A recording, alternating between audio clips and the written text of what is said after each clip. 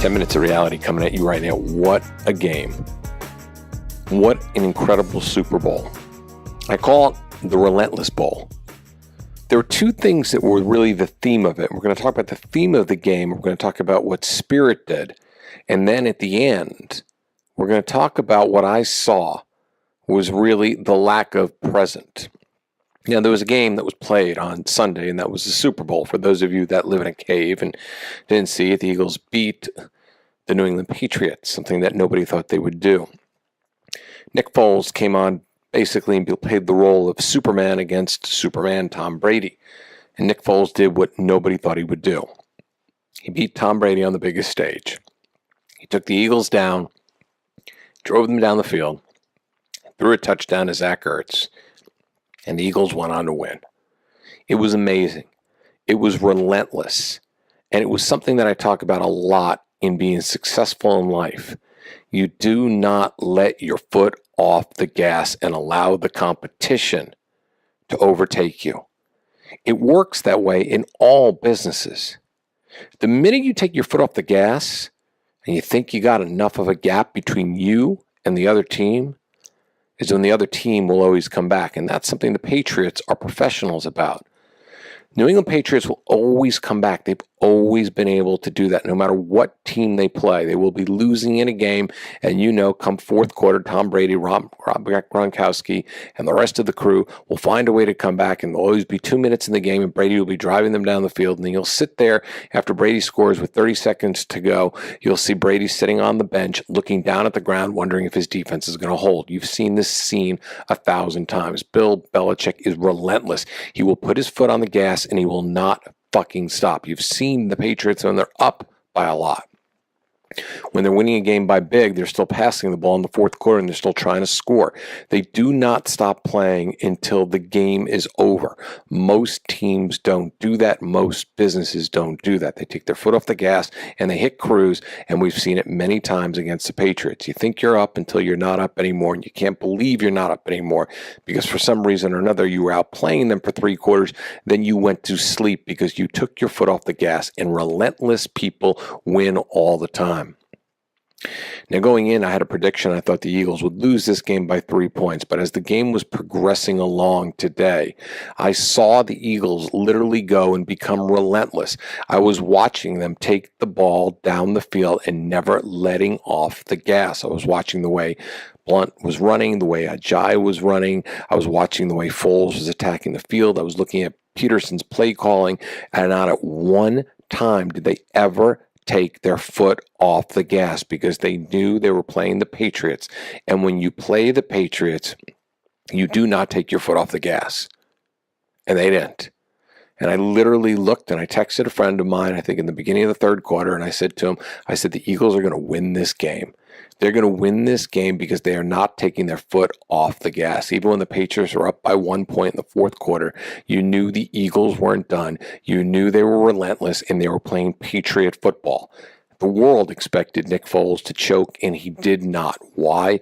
Because it comes down to coaching. Everything in life is your belief system.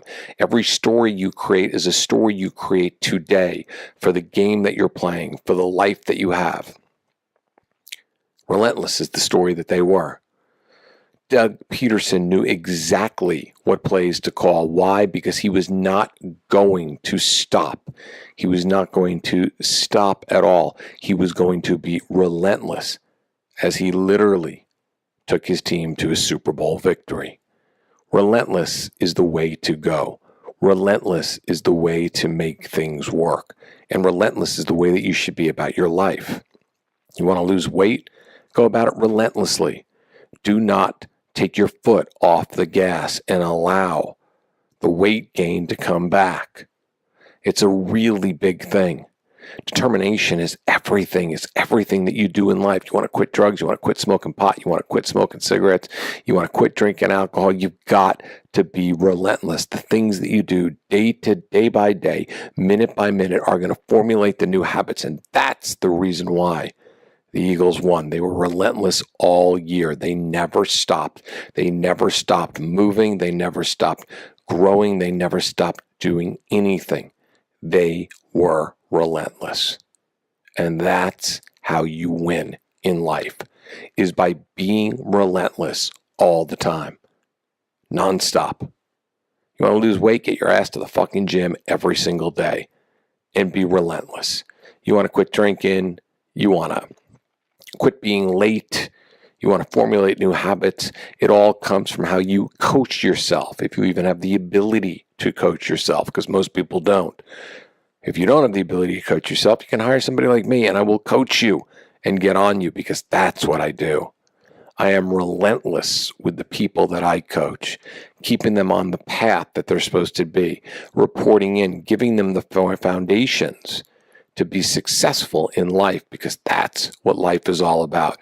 Getting a new foundation and literally moving forward in it day in and day out, instead of consistently giving up. Getting back to old habits, being relentless. So important.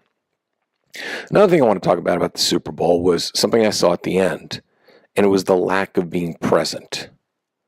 And it's something that I think our new generation, current generation, are really abusing. I was amazed at the amount of players that had their cell phones in their hands, taking pictures of themselves on the field, kissing the Super Bowl trophy and celebrating. Don't they realize that the biggest selfie station in the world, NBC, was actually filming this? Didn't they realize ESPN, NFL Network? I mean, I can name every single network out there. It's one of the biggest stages in the world, and all the cameras are on them. Everybody was filming this. NBC was filming this.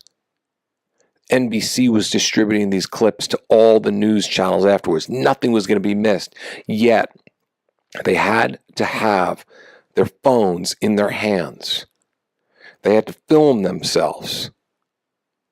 It's such a lack of presence. It's unbelievable. I don't know about you, but if I just won a Super Bowl, the last thing I want to bring is bring my fucking super iPhone with me and record it. I want to be present. I want to be with my teammates. I want to be in the moment. I want to enjoy the moment. I want to embrace the moment. I want to remember it. There's something that we call memory. It's that thing inside our brain. It's called a memory. A memory means that you can remember things. You don't have to always rewatch yourself on a little screen. But we've become screen-tards, where we're constantly rewatching ourselves 24/7. We're constantly looking at ourselves. We're constantly admiring ourselves.